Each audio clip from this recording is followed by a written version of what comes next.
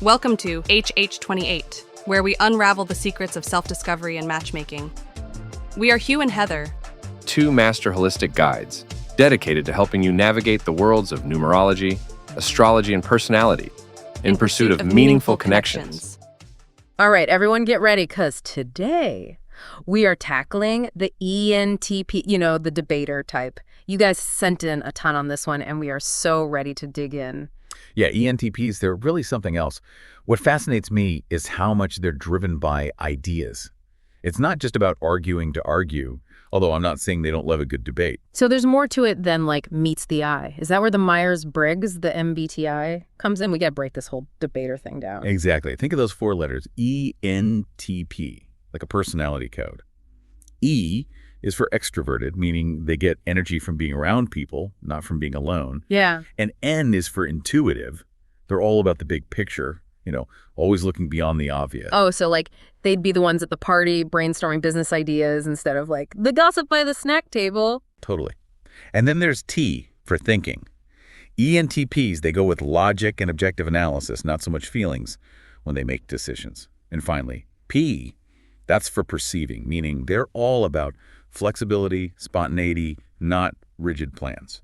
So you're saying all these combined make this naturally curious, innovative person. They just have to debate, gotta challenge, gotta innovate. Is that it? You got it. It's like their brain is this giant puzzle board, and every debate, every conversation, they're gathering new pieces, testing theories, building a whole picture. Whoa, that is a really cool way to think about it. Yeah. So this constant need for mental stimulation, this drive to get new info and challenge everything, those are their strengths. Absolutely. That's what makes them so interesting.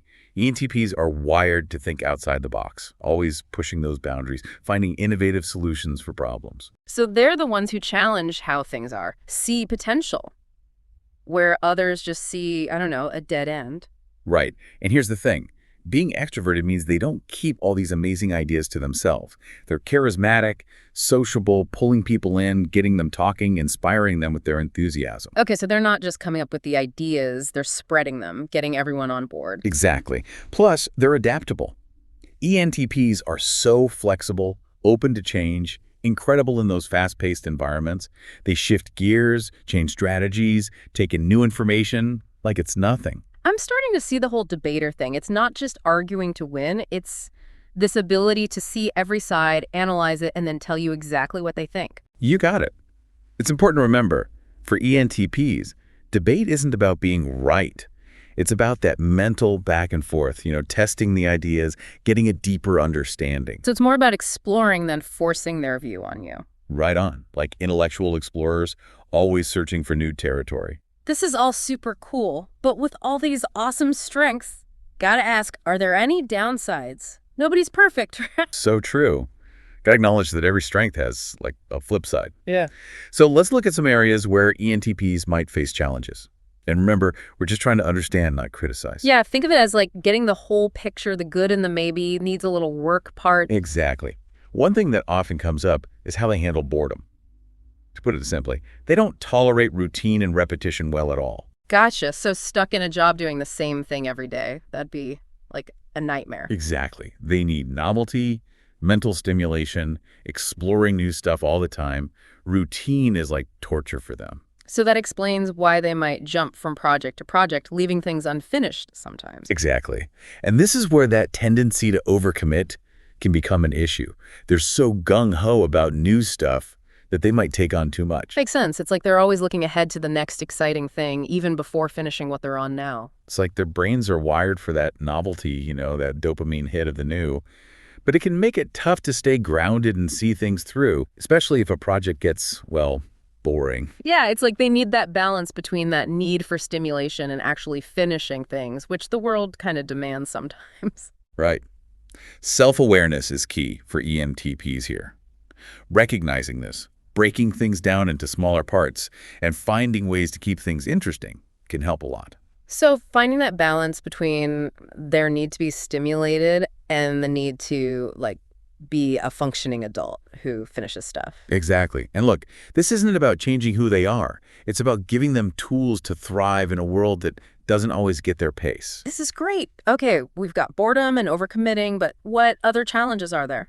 Well, another one is managing those critical thinking skills, Remember how we talked about them analyzing everything, questioning everything, playing devil's advocate? Oh, yeah. Classic ENTP. Always up for a good debate. Got to question everything. Right. But sometimes that can come across as, well, too critical, even insensitive, especially for people who aren't used to their direct way of talking. So it's not that they mean to be hurtful. It's just that their brains go straight to logic over emotions in those moments. You got it. They don't always realize their words, even when they're trying to be helpful, can land differently. Yeah. Especially for people who are sensitive to criticism. So it's about finding that balance between speaking your mind, but also realizing how your words might affect others. Right.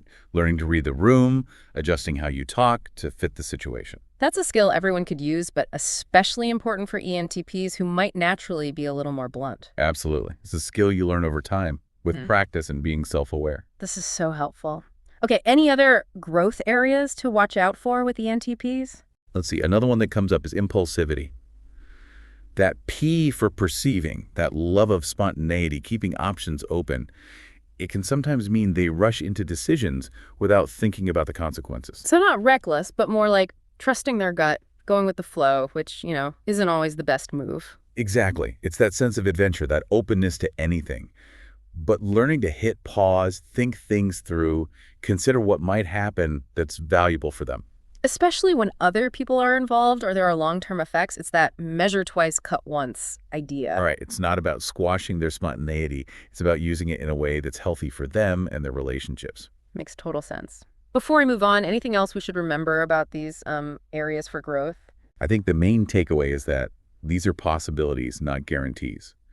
And for a lot of ENTPs, these challenges actually become strengths as they mature and learn to use their energy and brain power effectively. Love that.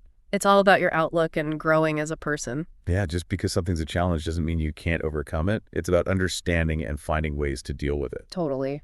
Working with what you've got, right? So we've talked a lot about ENTPs on their own, but like they say, nobody's an island. What about ENTP compatibility? How does all this work in relationships? Great question. It's something a lot of ENTPs and the people who love them think about. So remember we said ENTPs love intellectual stimulation, novelty, those really engaging talks. Right, like moths to a flame. They can't resist a good mental challenge. Exactly. So naturally, they're drawn to partners who can keep up with them mentally.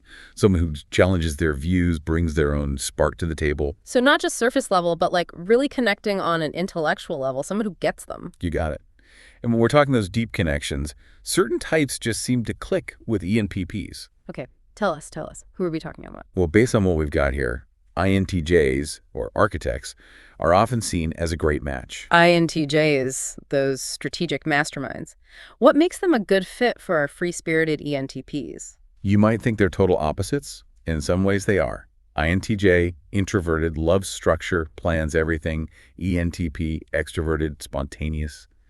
But that's the beauty of it. They balance each other out. So ENTP brings the big, crazy ideas, and INTJ brings them back down to earth, adds some structure, makes those ideas happen. Exactly. It's powerful. And since both types are brainy and love deep talks, they connect on a really stimulating level. It's like finding your intellectual soulmate, right? Someone who gets you, quirks and all. Amazing. Who else is a good match? Another one that comes up a lot is INFJ, the advocate. INFJ is the empathetic ones, all about making the world a better place.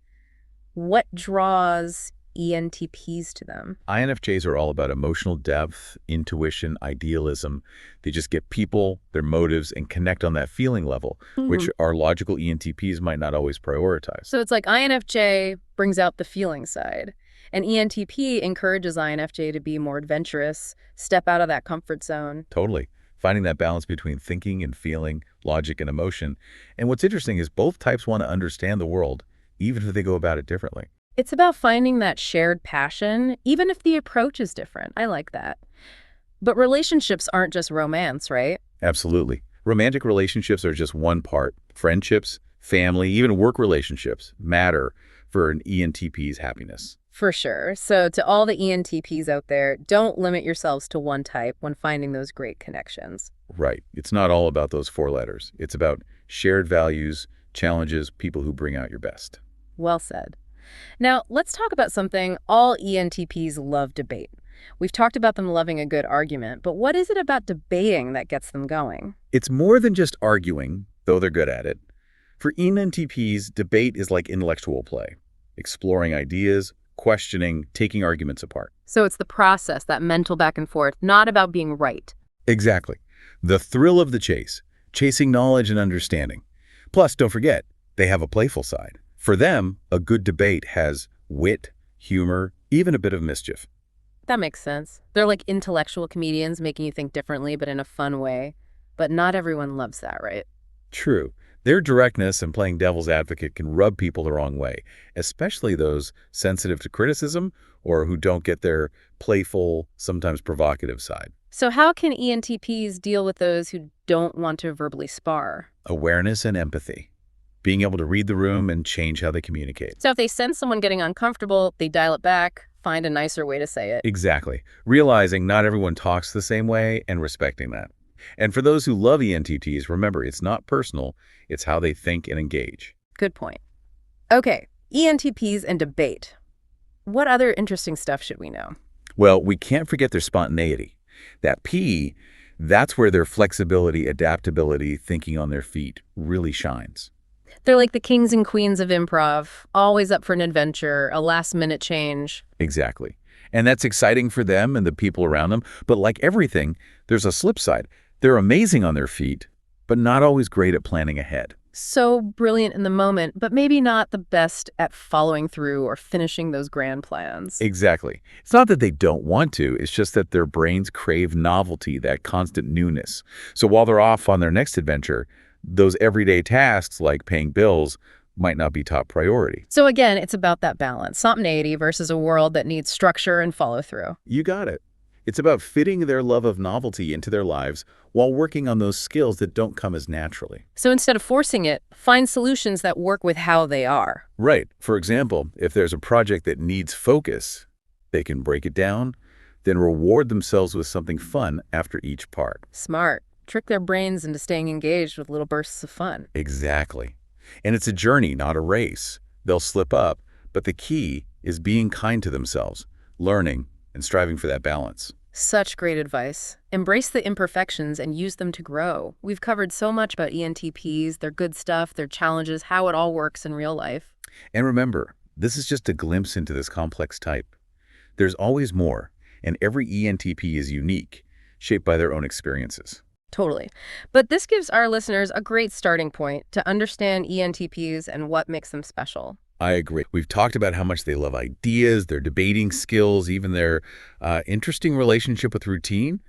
But now let's talk ENTPs and emotions. It's a fascinating area, right? Yeah. ENTPs can be super expressive about ideas, passions, all that. But when it comes to emotions, especially the vulnerable ones, not so much. So it's not that they don't have them, it's more like they process them differently. Imagine an ENTP gets hit with a strong emotion. Their first instinct isn't to, show it, but to analyze it, figure out the why, maybe even debate if it makes sense. Instead of wearing their heart on their sleeve, they've got it under a microscope. Emotions go through an intellectual filter first. That's a great way to put it. This works for them sometimes, but it can cause issues in relationships, especially with partners who are all about expressing emotions openly. Totally. If you're used to your partner sharing every feeling, this whole intellectual approach can feel distant, like there's a lack of depth. Different love languages, right? Exactly. Communication is key here. It's about bridging that gap, figuring out how to speak each other's emotional language, even if it feels weird at first. Okay, for all the ENTPs listening who are like, yep, that's me, how do they bridge that gap and build a stronger emotional connection? First off, being vulnerable isn't weak. It's letting someone see the real you, letting your guard down, trusting that your person will still be there when you're not all logic all the time. It takes guts to let someone see past that intellectual front and connect with the heart underneath. For sure. And it doesn't have to be these big, dramatic things. Sometimes the most powerful ways to connect are the simplest. Like saying, I love you, a genuine compliment, or just admitting how you feel right then. You got it. It's the little things done consistently that build that trust and closeness. And for those with ENTPs in their lives, remember, their way of showing love might be subtle.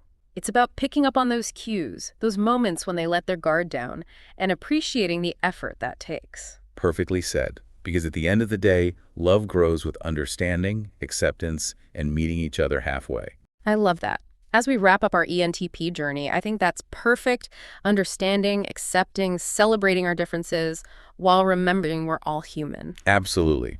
Whether you're an ENTP, you love one, or you just love learning about people, this exploration never really ends. Always more to learn, to discover, to see ourselves and others in a new light, right? Yeah, because that's what understanding personality does. It opens our minds, helps us see things differently, and lets us approach the world with more empathy, compassion, and curiosity. Empathy, compassion, curiosity. What a beautiful thought to end on. Until next time, everyone, keep exploring, keep asking questions. And keep embracing all those, fascinating contradictions that make us who we are.